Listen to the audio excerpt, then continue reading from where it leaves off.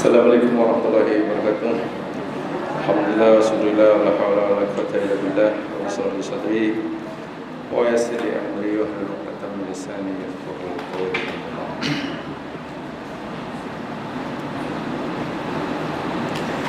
Sengaja pagi hari ini saya ingin sampaikan ijaz Al-Quran yang berkaitan dengan sembelihan. Karena insyaAllah sehari dua kita akan melaksanakan ibadah kurban. Jadi pelajaran kita pagi hari ini bukannya sambungan daripada yang telah kita pelajari selama ini, yakni al-ijazus tashri'i. Apa yang kita pelajari selama ini yakni tentang al-ijazus tashri'i, kemukjizatan Al-Quran daripada segi perundangan atau pembentukan undang-perundangan. Tapi hari ini sengaja sampaikan yakni berkaitan dengan al-i'jazul ilmi. Al-i'jazul ilmi fi dzabihah, fi dzabihati.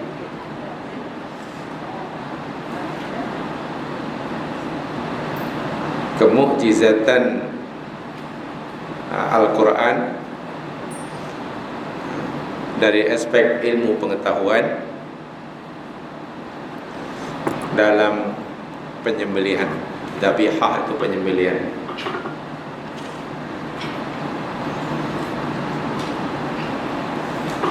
Jadi boleh ditulis dahulu. Ada satu ayat yang saya sampaikan yang kita akan pelajari, dan satu hadis Nabi sahaja. Ayatnya kita rujuk nanti dalam surah Al-Hajj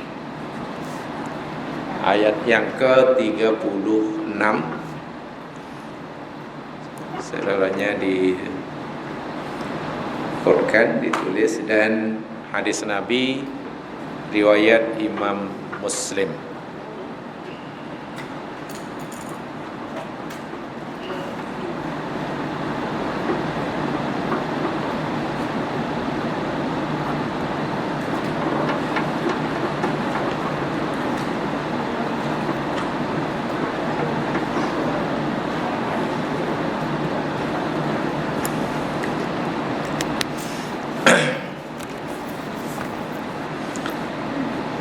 Saya bacakan hadisnya sebelum kita pelajari.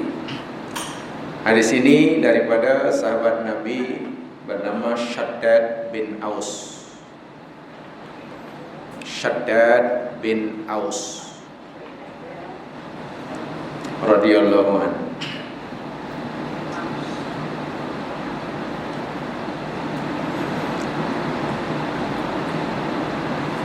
Hadisnya agak panjang. Permulaan hadis ini berbunyi, "Ithnatani hafidtuhuma Rasulullah sallallahu alaihi wasallam." Kata Shaddad bin Aus, ada dua perkara yang aku hafal, yang aku pegang daripada nasihat Rasulullah sallallahu alaihi wasallam. Dan di penghujung hadis berbunyi ini, satu di antara sabda Nabi, "Innallaha katabal ihsana, innallaha katabal ihsana ala kulli syai'in."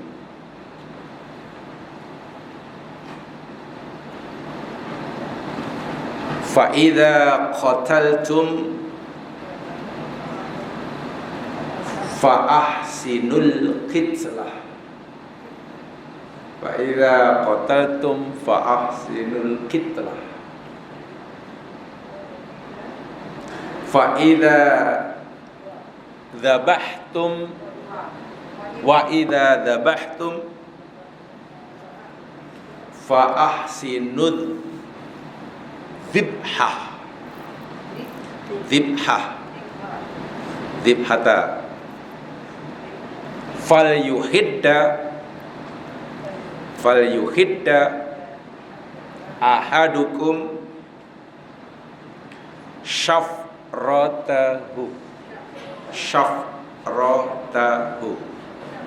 falyuhidda ahadukum syafratah falyurih dhabihatahu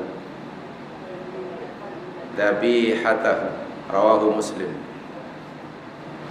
Inna Allaha kataba al-ihsana ala kulli syai' fa idza qataltum fa ahsinul kitlah wa idza dhabhtum fa ahsinul dhibhah wa yuhidda ahadukum syafratah falyurih dhabihatahu. Terjemahannya, innallaha katabal ihsan li kulli syai', sesungguhnya Allah mewajibkan berbuat ihsan. Sesungguhnya Allah mewajibkan berbuat ihsan atas segala sesuatu. Jadi ihsan itu hukumnya wajib atas segala sesuatu. Yang Allah telah wajibkan, Allah telah tetapkan. Fa idza qataltum fa ahsinul kitlah, maka apabila kamu membunuh,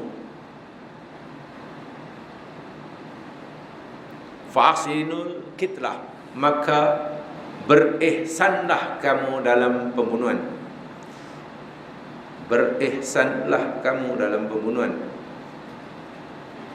Wa idza dhabhtum, dan apabila kamu menyembelih binatang maksudnya, fa ahsinud dzibhah, maka berihsanlah kamu dalam penyembelihan. Jadi dalam membunuh pun kena ada ihsan, dalam sembelih pun kena ada ihsan. Lalu Nabi jelaskan, falyuhidda ahadukum syafratah, maka hendaklah seseorang kamu menajamkan pisaunya atau alat yang digunakan untuk sembelih, tajam, diasah, tajam-tajam. Falyurih dhabihatahu,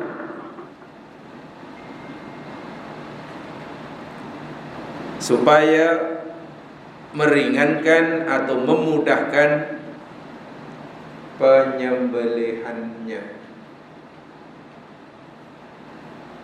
Sesungguhnya Allah Subhanahu wa taala mewajibkan ihsan atas segala sesuatu. Sebab itu bila kamu nak membunuh, berihsanlah dalam pembunuhan.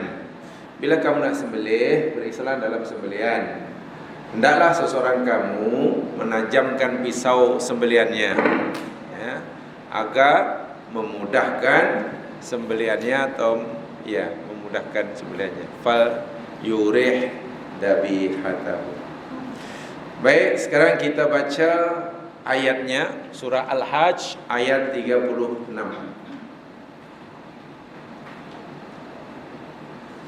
Lihat surah Al-Hajj ayat 36.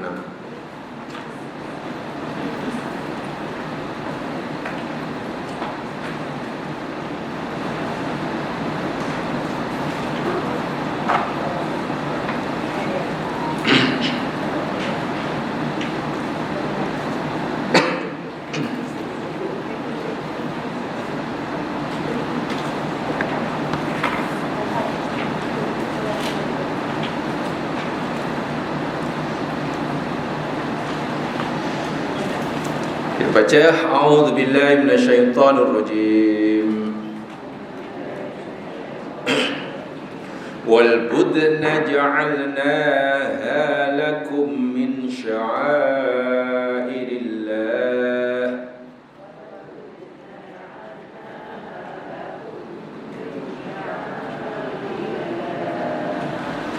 lakum fiha khair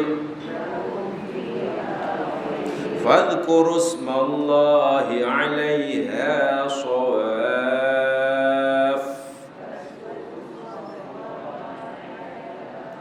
فإذا وجبت جنوبها فكلوا منها وأطعموا القانع والمعتر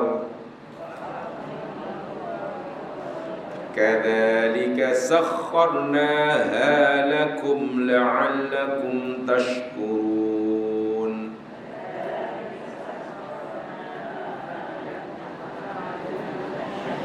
Ya, tengok terjemahannya di situ sudah ada. Dan unta, binatang unta kami jadikannya ia bagi kamu sebagian daripada syiar Allah. Bagi kamu dalam unta itu adalah kebaikan. Sebab itu sebut oleh kamu nama Allah atasnya ketika kamu nak menyembelih unta tadi dalam keadaan shawaf, berdiri. Maka apabila telah jatuh, unta itu telah terjatuh itu asal, maka makan oleh kamu sebagian dagingnya dan berikan oleh kamu daging itu sebagai makanan kepada orang qani' dan mu'tar. Orang qani' yakni orang susah, mu'tar orang susah. Tapi yang qani' itu orang susah yang tidak mau meminta-minta, sementara mu'tar orang susah yang meminta. Demikianlah kami telah mudahkan, tundukkan akan dia unta bagi kamu supaya kamu bersyukur.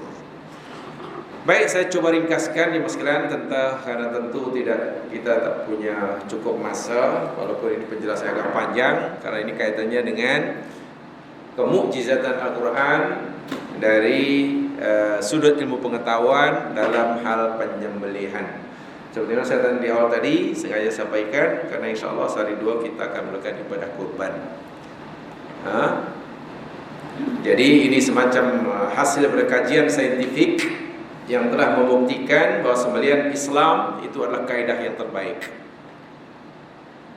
Cara penyembelihan yang diajar oleh Islam itu menurut kajian saintifik, data ilmiah menunjukkan bahwa ia merupakan sembelihan yang kaidah yang terbaik sekali.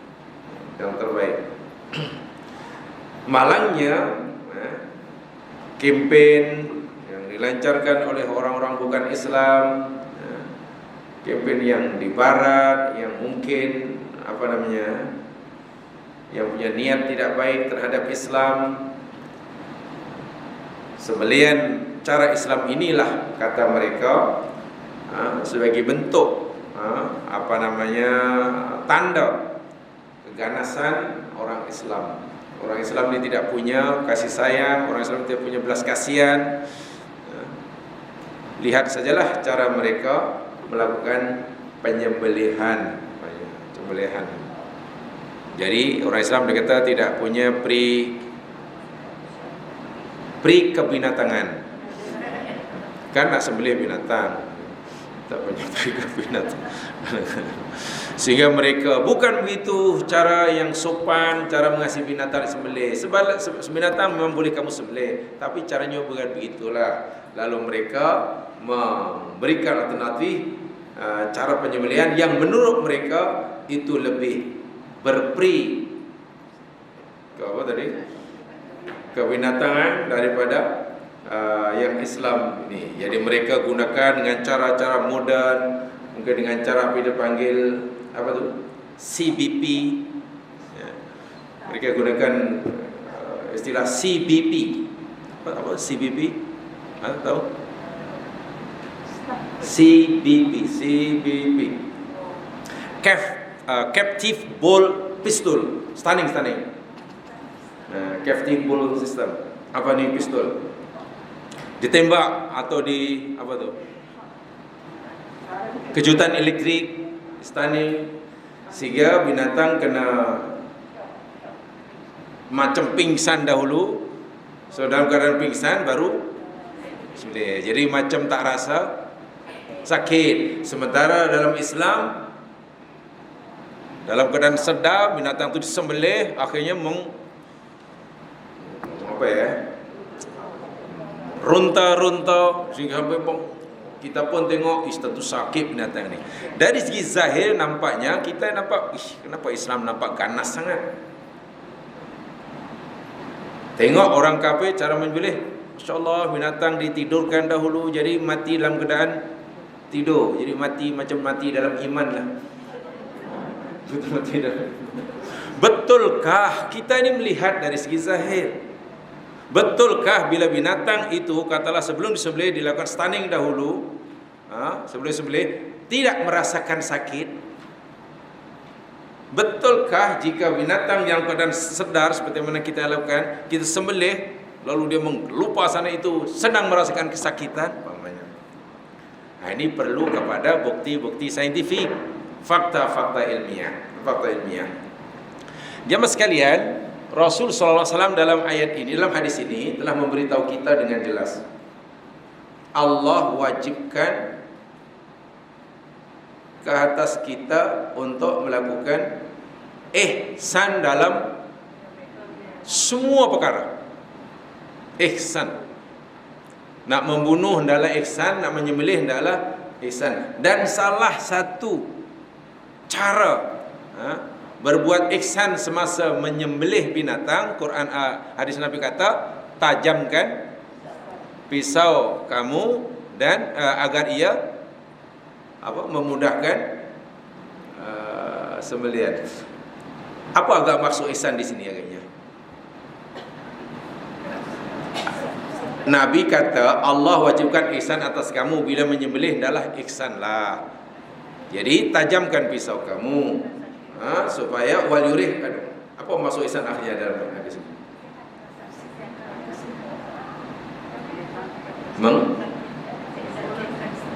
Supaya kurang sakit. Adakah betul bila pisau tajam kurang sakit? Kalau kurang tajam sakit? Cepat, memudahkan. Jamaah sekalian, kita tidak dapat membayangkan ya apa yang difikir oleh lembu, unta, kambing ketika nak disembelih ya. Tapi Nabi memberitahu kita. Rasul memberitahu kita dalam hadis yang lain, hadis Imam Hakim, aturidu, ketika ada seorang sahabat nak menyembelih binatang. Binatang itu sudah nak disembelih, dia mengasah pisaunya depan binatang itu. Di depan unta tu. Kalau kambing, depan kambing lah. Nabi tegur dia, Nabi marah dia. Aturidu antumitaha maitan. Adakah awak ingin menyembelih, ingin membunuh, ingin mematikan binatang ini 2 kali? Adakah kamu ingin mematikan, membunuh binatang ini 2 kali? Halla hadatta safratak qabla an tudji'aha. Kenapalah kamu tak tajamkan terlebih dahulu pisau kamu sebelum kamu nak? Jadi bagi Nabi, mengasah pisau depan binatang itu mati pertama, sembelih itu mati. Artinya binatang ketika melihat pisau diasah di depannya, ia sudah merasa. Nah, itu Nabi tahu perasaan itu. Sebab itulah tajamkan di tempat yang lain, jangan tunjukkan alat untuk sembelih itu. Bahkan adabnya kalau orang nak sembelih binatang kurban, kata ada 10 ekor, karena tahun ini hanya maksimum 10. Walaupun satu jamaah boleh sembelih 100 ekor. Mana-mana binatang lembu yang menunggu giliran untuk dikorbankan, janganlah didedahkan bukan pada pisau saja, jangan didedahkan kepada lembu yang disembelih depannya. Mana kena diasingkan. Jangan sampai dibiarkan dia tengoklah besan aku disembelih. Tengok sepupu aku disembelih. Ya, itu adabnya. Ini adabnya sangat-sangat dijaga. Ihsan. Ya. Nabi menyatakan tadi fal yurih dzabihatahu. Ya, agar ia memudahkan sembelihan itu. Memudahkan. Kita bolehlah mengartikan agar meringankan rasa sakitnya. Sekarang pertanyaannya, betulkah dengan tajamnya pisau sembelihan ala Islam itu boleh menghilangkan atau meringankan rasa sakit yang akan dialami oleh binatang itu? dibandingkan dengan kaedah cara yang dilakukan oleh Barat yang dianggap modern, dipingsankan dahulu dan lain sebagainya. Ini yang kita sampaikan. Jamaah sekalian, ini poin yang kita hadis. Keduanya tentang surah Al-Hajj tadi, ayat 36. Apa yang kita faham daripada Al-Hajj 36 ini? Apa jamaah faham? Binatang yang nak disembelih itu dalam keadaan macam mana? Agak-agak. Berdasarkan surah Al-Hajj ayat 36, unta ataupun lembu yang kita nak sembelih, mana binatang yang bersalah, unta dan lembu khasnya. Kalau ayam tak masuklah. Unta atau lembu itu dalam keadaan dibaringkan maksudnya atau dalam keadaan berdiri dalam Al-Hajj 36. Ya. Nak disembelih dibaringkan dahulu baru disembelih, ditumbangkan dahulu disembelih, atau berdiri dan disembelih dalam keadaan berdiri dan bila mati nanti biar tumbang sendiri. Dalam ayat ini. Bukan tengok apa yang diamalkan. Dalam keadaan berdiri. Unta atau lembu yang disembelih hendaklah dalam keadaan berdiri, bukan ditumbangkan baru sembelih. Dari mana kita tahu ayatnya bunyi sawaf? Sawaf itu mana berdiri? Berbaring berdiri itu. Kemudian selepas disembelih dan semua darahnya sudah keluar, nyawa pun sudah tidak ada, nanti akan tumbang rebah sendiri. Quran kata faida wajabat junubuha. Itu makna tumbang. Bila ada rebah macam tu, bolehlah kamu lapah-lapah, kamu makanlah dagingnya. Nah, ini mungkin kita belum mengamalkan ni, menyembelih binatang dan binatang itu dalam keadaan berdiri. Biasanya kita tumbangkan dahulu, bahkan Masya Allah setengah pula ditindih sampai 8 orang. Meronta-ronta lembu tu. Apalagi bila lembu itu katalah sebelum sembelih dia sempat pula lari, dia kejar-kejar, memang nanyalah katanya. Itu mungkin mengalami 3 kali mati rasanya.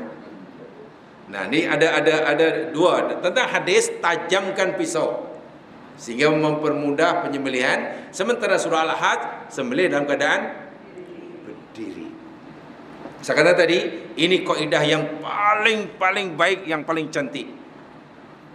Tidak sebagaimana yang dituduhkan oleh Barat.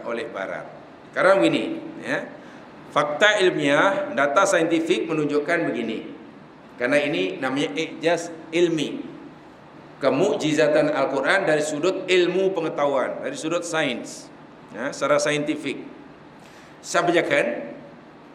Ini saya coba terjemahkan sebab saya baca dalam bahasa Arab. Ya. Bahasa saya mengakui kelebihan sembelihan menurut Islam. Ya. Tepatnya pada tahun 1927 yang lalu. Saya yakin mungkin jamaah belum lahir lah. Ya, masa itu saya sudah tingkatan 5.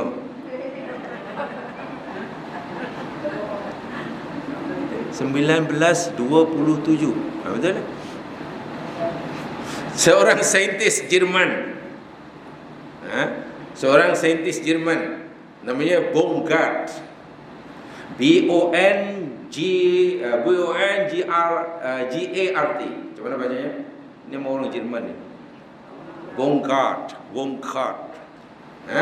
Dengan pasukannya dibuat satu kajian tentang sembelihan yang dilakukan oleh orang Islam ini.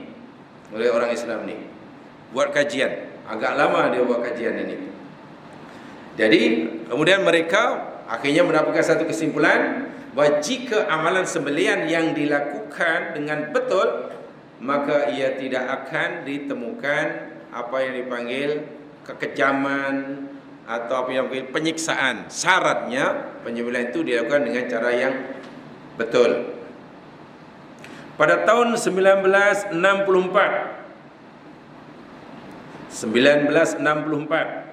ini mungkin jamaah juga belum lahir ini, 1964,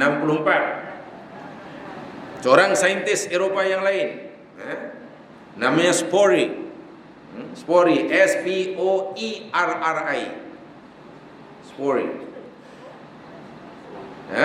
Dia punya keyakinan yang sama ketika dia buat kajian tentang sembelihan ritual seperti kurban umpamanya, sekitar kurang 50 binatang lembu dalam makmal. Amalan sembelihan tidak menunjukkan rasa sakit seperti pembunuhan dengan menggunakan elektrik ataupun gas. Jadi sembelihan yang dilakukan oleh orang Islam, kurban seperti itu, setelah dibuat kajian, rupanya binatang itu tidak merasakan apa-apa kesakitan, dan ini adalah hasil kajian yang dilakukan oleh Spori. Menariknya, ya mas sekalian, ini kajian terbaru dilakukan oleh saintis Jerman juga, namanya Profesor Wilhelm Schultz. Macam mana baca ni?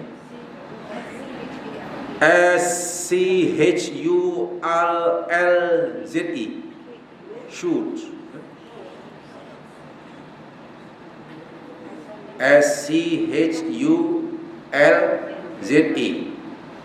Shoot lah orang.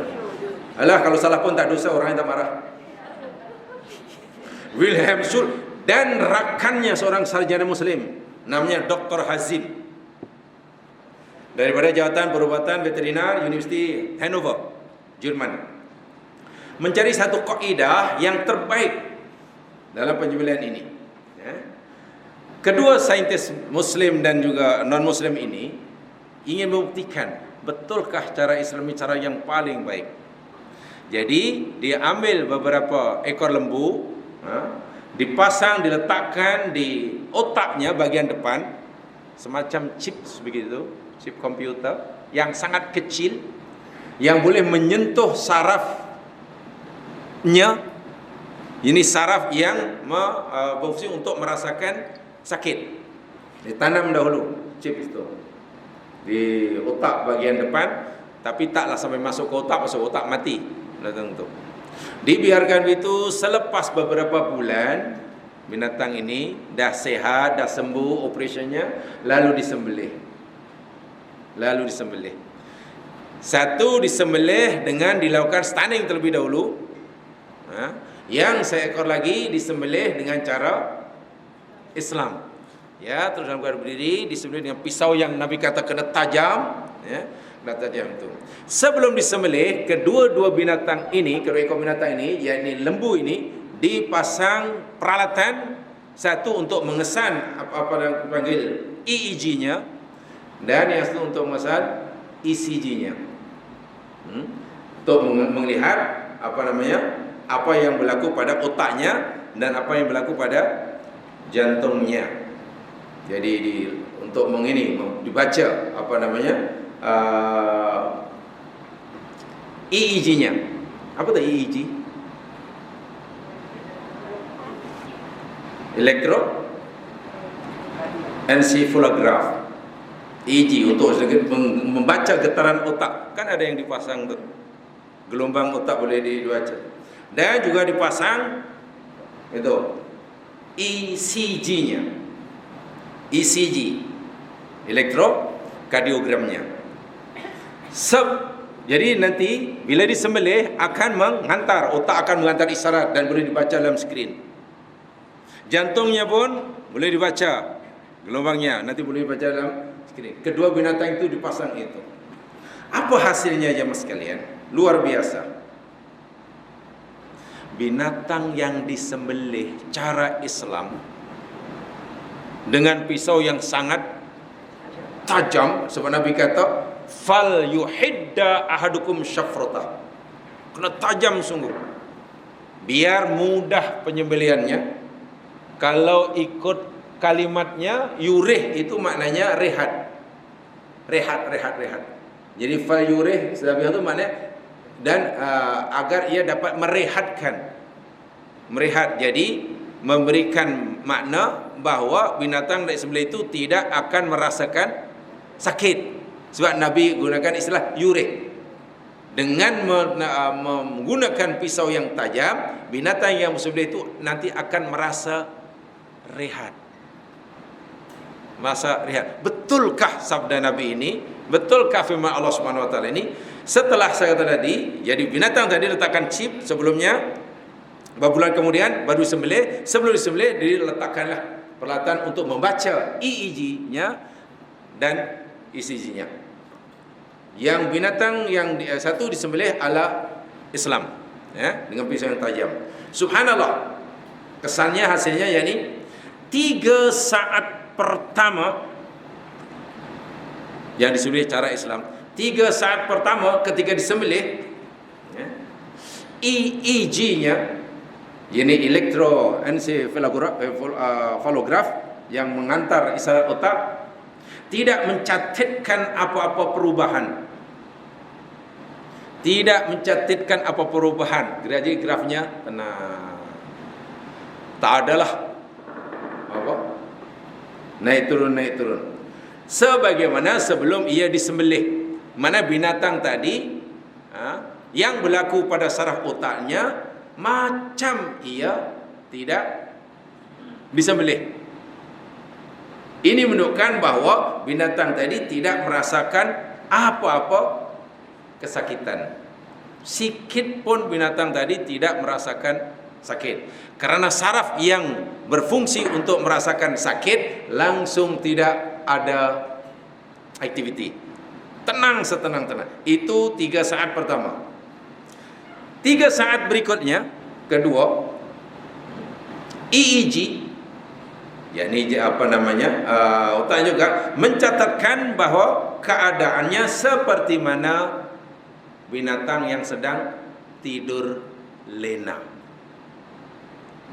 Jadi 6 saat sudah disembelih, binatang itu macam keadaannya. Yang dirasakan oleh binatang itu berdasarkan fakta yang diantar oleh EEG-nya macam tidur. Tidur sakit tak sakit dia? Tak sakit kan? Macam tidur, disebabkan darah semua mengalir daripada badannya ketika darah keluar.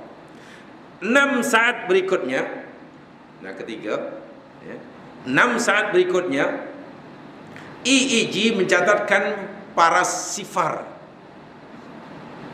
maknanya kosong, langsung tidak ada tanda-tanda. Artinya saraf yang berfungsi untuk merasakan sakit langsung tidak ada tanda-tanda bahawa binatang tadi merasa sakit. Menunjukkan bahawa binatang itu tidak sedikit pun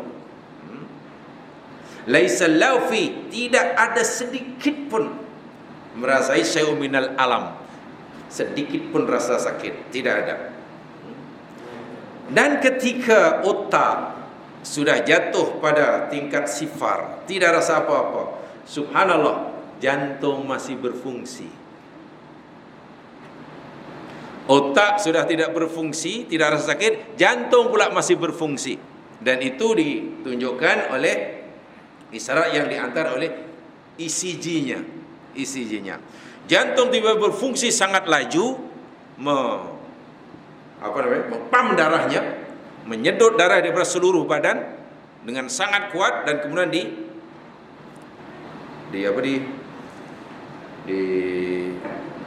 dikeluarkan, dipam keluar dengan sangat kuat sekali. Ya, sangat kuat sekali. Ini bermakna binatang yang disembelih ala Islam dengan pisau yang tajam, data saintifik menunjukkan bahwa binatang itu sedikit pun tidak merasakan sakit. Itu satu. Keduanya, ketika binatang, pada masa binatang tidak merasa sakit, jantung masih berfungsi. Wahal leher sudah terputus, jantung akan menyedot darah sebanyak-banyaknya dari seluruh tubuh, kemudian dikeluarkan, dihembuskan dengan sebanyak-banyaknya, sehingga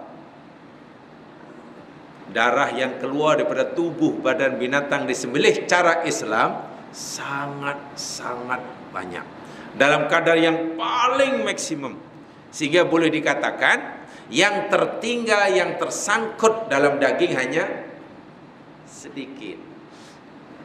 Ini bermakna daging yang binatang disembelih ala Islam sangat sehat untuk dimakan karena tidak mengandungi darah.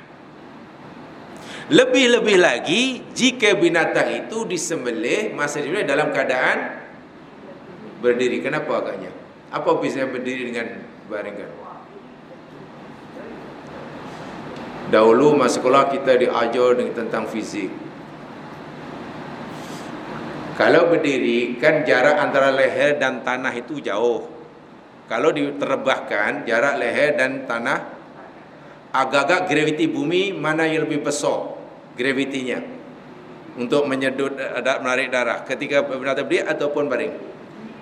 Berdiri kan kena jauh, sehingga bila berdiri karena graviti kesan graviti ini sangat kuat, maka hembusan darah keluar makin banyak.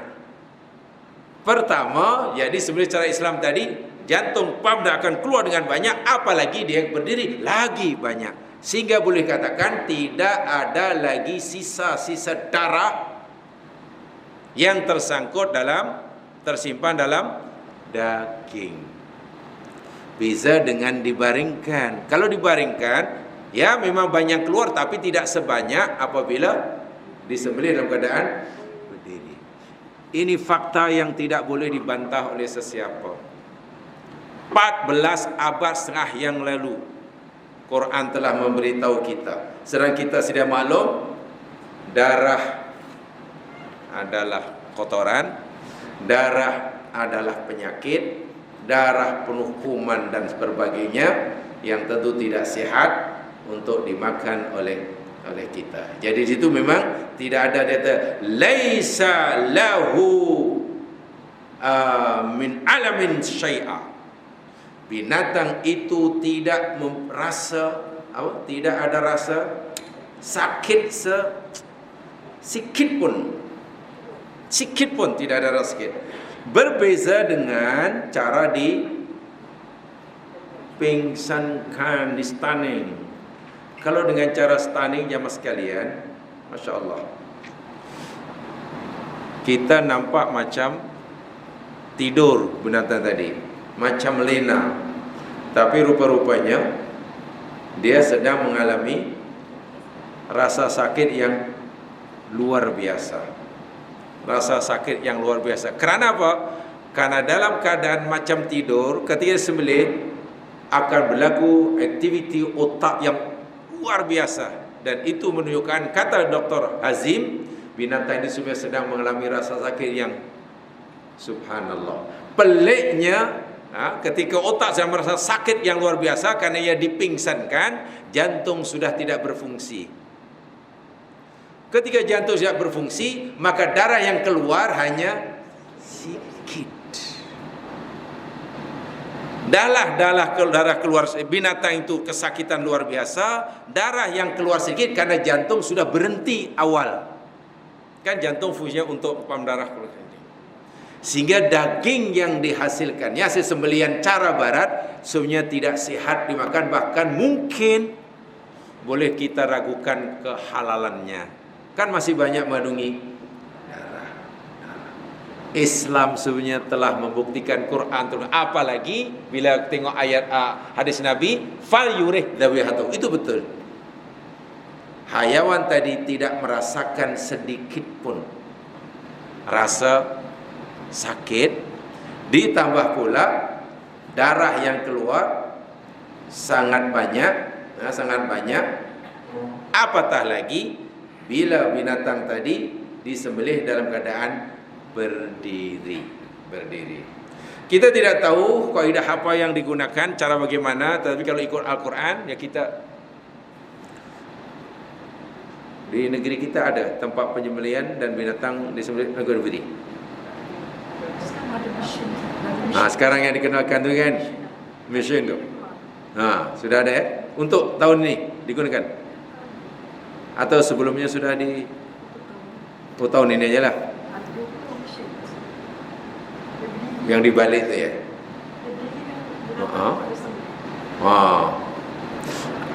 Itu sangat menepati, ya, sangat menepati Islam.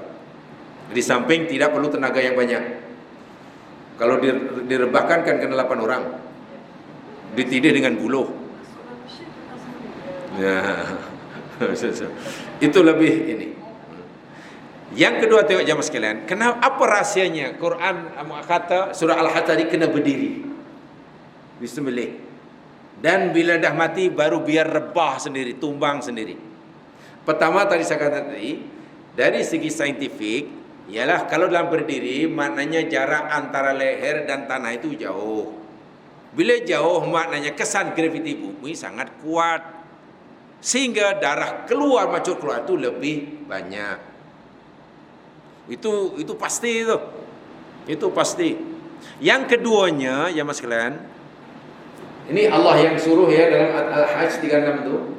Kalau kita tumbangkan lembu yang gemuk itu, kita tumbangkan terbakar semasa ia hidup, gamaknya lah kita tumbangkan dan kemudian terkena batu ke apa, agak-agak bagian lembu yang terkena batu akan jadi apa tahu ya? Lebam, betul kan? Lebam, dan lebam itu maknanya di situ ada darah beku, sudah pasti. Pertama lembu itu sakit karena kita tumbangkan. Mana-mana bagian badan yang terkena pinjulan apakah, batu ke apa, kayu ke, dia akan lebam, dan lebam itu di situ akan ada darah beku. Darah nanti tak akan keluar. Sehingga kalau kita makan pun ya mungkin dari segi hukum halal atau tidaknya, ini daging ke darah sebetulnya ini. Telah dikaji rupanya, Masya Allah kandungan darahnya lebih banyak pada dagingnya. Tak boleh dimakan. Kan tak boleh dimakan jika kandungan darah lebih banyak daripada dagingnya. Itu satu. Yang keduanya, sebaliknya, jika lembu itu mati ketika masih berdiri, kita sebelum berdiri sudah mati, lepas mati baru tumbang, dikena hempap kayu ke, hempap batu ke, agak lebam atau tidak ya? Tak lebam.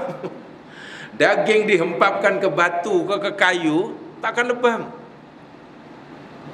Itulah sebenarnya satu di antara rahsia kenapa Allah bicara tentang sembelihan, bukan hanya disuruh menyembelih, tapi cara sembelihan pun Islam atur. Karena Nabi SAW juga bicara tentang cara menyembelih. Menyembelih binatang memang ada peraturannya. Dalam berkorban, korban adalah perintah Allah Subhanahu Wa Taala. Itu betul. Cara menyembelih, Quran pun memberi garis panduan. Dan garis panduan yang diberikan Al-Quran dan juga hadis Nabi SAW, rupa-rupanya yakni cara yang paling adil, cara yang paling baik, cara yang paling menunjukkan kasih sayang kita kepada binatang. Allah Subhanahu Wa Taala berfirman tentang diutusnya Nabi SAW, wa ma arsalnaka illa rahmatal lil alamin. Dan tidaklah aku utuskan engkau wahai Muhammad melainkan ia sebagai rahmat bagi sekalian alam. Jadi sekarang kalau kita buat umpamanya semacam ilustrasi lah, kita tanya pada dua ekor lembu, katalah bumbu umpamanya, Bu, saya ni nak sembelih kamu untuk kurban ni. Kamu pilih yang cara mana, Bu? Nak pilih aku sembelih ini aja berdiri dengan pisau yang tajam ini, atau kamu suka kami pingsankan dahulu, kena kerja elektrik dulu ke? Agak lembu pilih yang mana?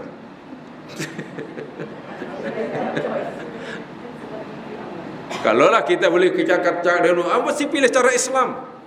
Saya tanah, Allah balas tanah sakit. Dan yang mengakui itu, yang saya kaji itu jadi orang mereka sendiri, saintis Jerman, bukan orang Islam. Akhirnya saat itu, wallahualam dia merupakan Islam atau tidak, yang pasti dia sangat mengagumi dari mana nabimu mengetahui kaidah ini. Bukankah ia hidup 15 abad yang lalu, 14,5 abad yang lalu, hidupnya pula di padang pasir, di tengah-tengah masyarakat yang kebanyakan dia buta huruf, ya, tak baca, tak tulis, ya. Tapi dia sudah boleh memberitahu kita satu kaidah penyembelihan yang sangat-sangat sempurna, yang terbaik. Bukan hanya mau kebaikan kepada kita yang menyembelih, tapi juga kebaikan kepada binatang yang disembelih.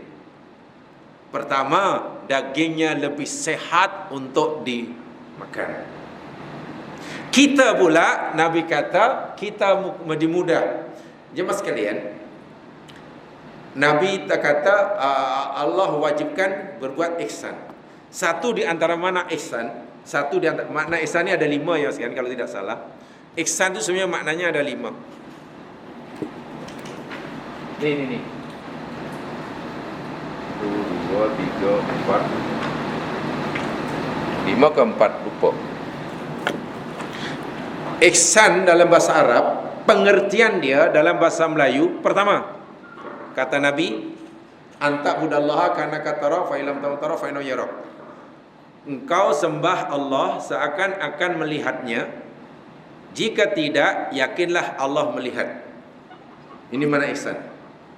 Kita menyembah Allah seakan-akan kita melihatnya, jika kita tidak, kita yakin Allah melihat kita. Itu makna pertama ihsan sebenarnya hadis Nabi. Makna kedua ihsan yakni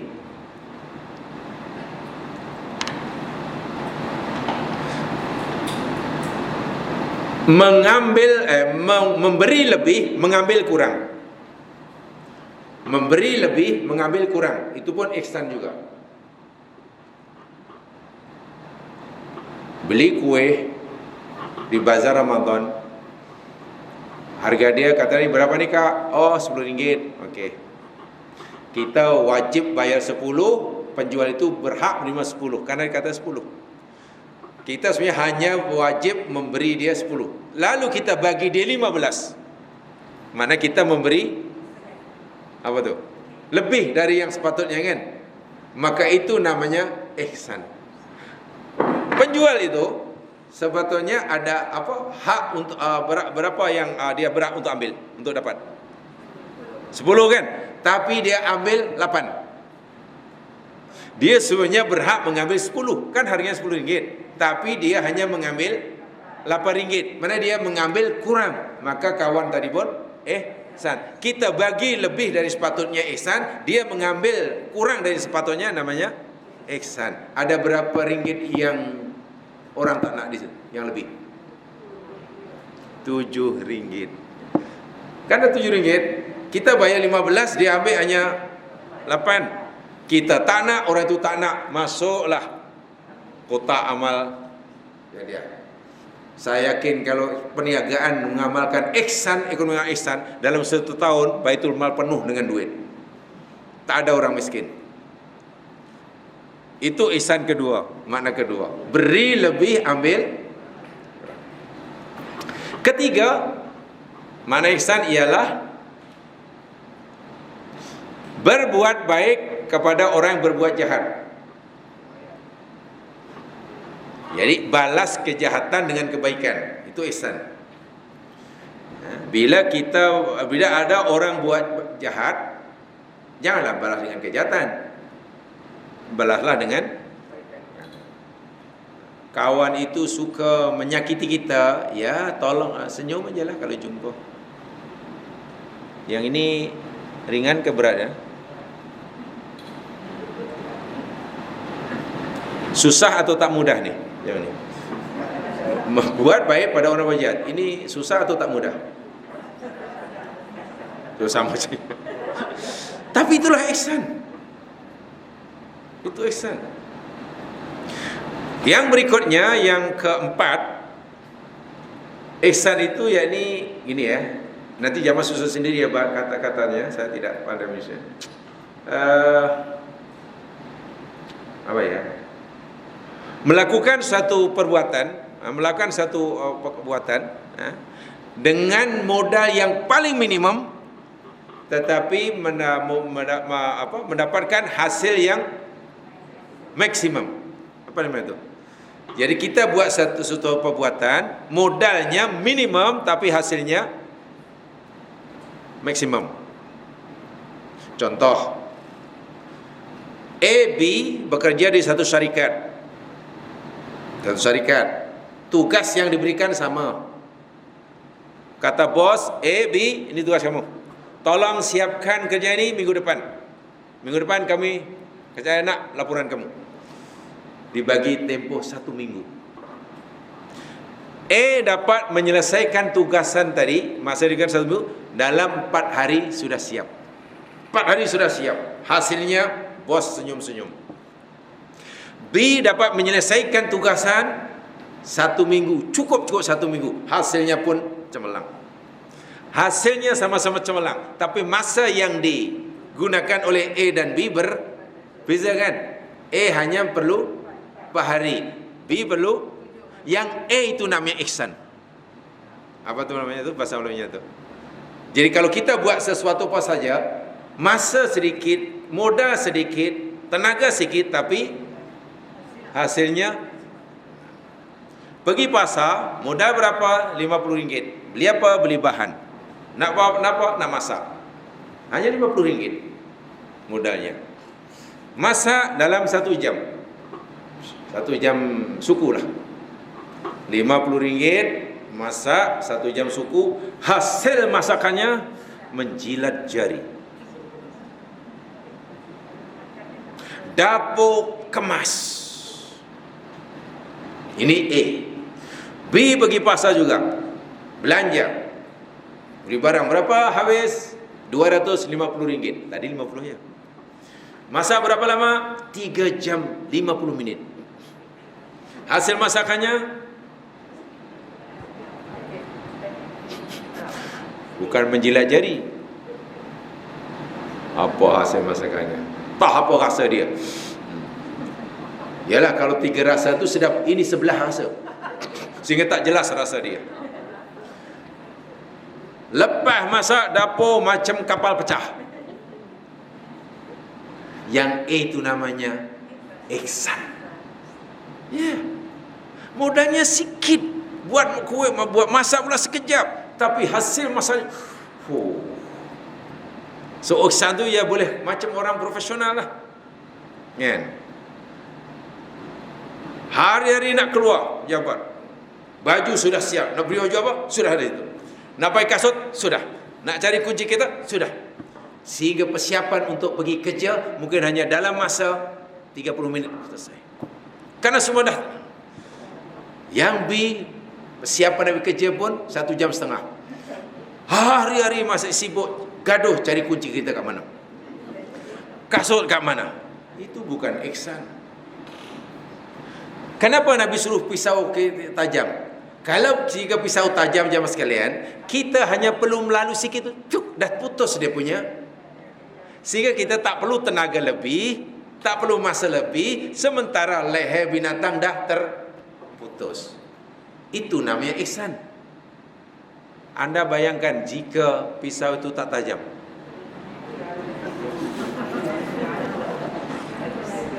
Kita berpeluh-peluh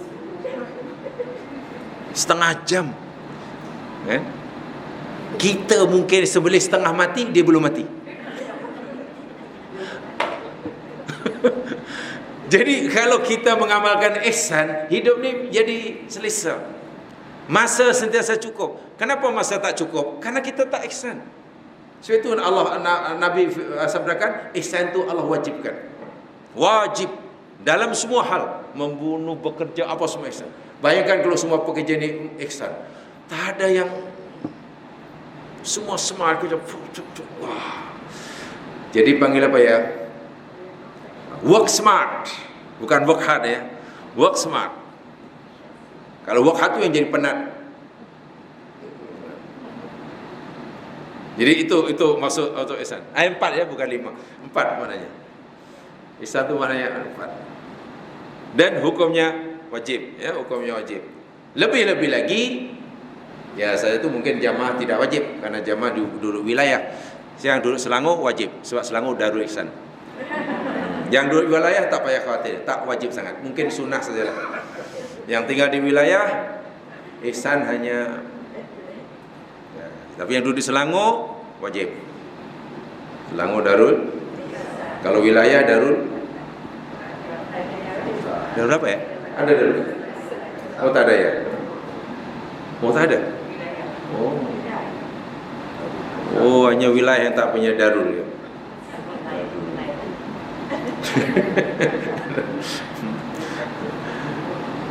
So alhamdulillah, jadi saya sampaikan sekali, itulah salah satu sedikit saja tentang bukti saja, walaupun panjang penjelasannya di sini. tentang ijaz ilmi dalam dhabihah. Jadi wajib kita amalkan, dan akhirnya kita macam saya kata, bagaimana Nabi, seorang yang ummi, hidup di tengah masyarakat yang ummi di padang pasir 14 abad setengah yang lalu, boleh menyampaikan satu kaidah penyembelihan yang terbukti, tercantik, paling sempurna, yang baru diketahui pada abad kini. Kalau ianya bukan daripada Allah, lalu daripada siapa? So Islam itu sempurna. Sebab itu tidak boleh rasa malu, tidak boleh rasa, walaupun tentunya apa yang diamalkan oleh setengah orang Islam, sembelihan itu belum ikut Nabi lah. So kadang lembu dikejar-kejar sana, ditumbangkan, ditindih 5 orang. Lebih itu gini pula depan lembu, sambil yang menyembelih sambil marah. Oh, degil ya. Ya, lembu tu lagi. Coba jangan lihat tu, ada dalam YouTube di Pakistan atau di Yaman, unta nak disembelih. Unta ni bukan diikat, unta dia tetap berdiri, lalu tu pakai di leher unta kan panjang, pakai bukan pisau macam cangkok dengan dia. Cuk, dia putuslah depannya ni. Masih berdiri, ya pasal darah baru keluar, masih keluar. Bila darah semua dah keluar, dah habis, unta tu baru rebah sendiri. Dan itu yang menepati Islam. Itu yang paling menepati Islam. Kita tumbangkan dahulu kan, itu ditindih 8 orang tu. Adapun bila lembu kita sembelih dan kemudian mengeluarkan suara, itu bukan karena sakit, itu bukan. Itu reaksi daripada keluar urat-urat yang menjadi saliran darah untuk macam kejang kan. Jadi tak rasa sakit sama sekali. Dan itu dibuktikan, dilihat dalam skrin komputer, tidak ada tanda-tanda sakit yang disyaratkan oleh EEG dan di sini. Sangat macam lembu tu macam tidur, macam tak ada rasa sakit. Ya, itu hanya karena reaksi daripada keluarnya darah yang melalui saliran-saliran darah yang. Jadi hanya dari segi zahir kita nampak, kasihannya lembu itu mesti sakit. Tak, dia tak sakit. Yang sakit dipingsankan dia lah. Dan Nabi SAW. Sebab itu kita bersyukur, Islam rupanya merangkumi pelbagai aspek kehidupan, termasuk dalam mengasihi lembu. Tapi ini lembu dan unta ya. Kalau ayam tak payah berdiri, susah. Macam mana sembelih ayam sampai ayam tu berdiri? Susah. Sembelih itik berdiri cuma. Ya, itu saja yang sekarang ini saya sampaikan. Jadi sengaja ini hanya saya ingin memberikan sedikit maklumat bahwasanya ibadah kurban yang digalakkan dalam agama ini, ya, dan tentunya kita melakukan dengan niat lillahi ta'ala. Sampai itu bila kita segi banyak mengetahui akan rahsia di sebalik ibadah kurban, akan membuat kita makin kagum, membesarkan Allah SWT. Patutlah kita suruh memperbanyak takbir apabila masuki hari raya kurban ini. Kita besarkan Allah, karena Allah Maha besar dalam Maha sempurna, Maha besar dalam semua sifatnya, peraturannya dan lain sebagainya dan sebagainya. Wallahu alam, situ saja. Mudah-mudahan berkat Allah Subhanahu wa taala. Subhanakallahumma bihamdika asyhadu an la ilaha illa anta astaghfiruka wa atubu ilaik. Innal insana lafi khusr illa alladziina aamanu wa 'amilus shalihaati wa tawassaw bil haqq wa tawassaw bis sabr. Assalamualaikum warahmatullahi wabarakatuh.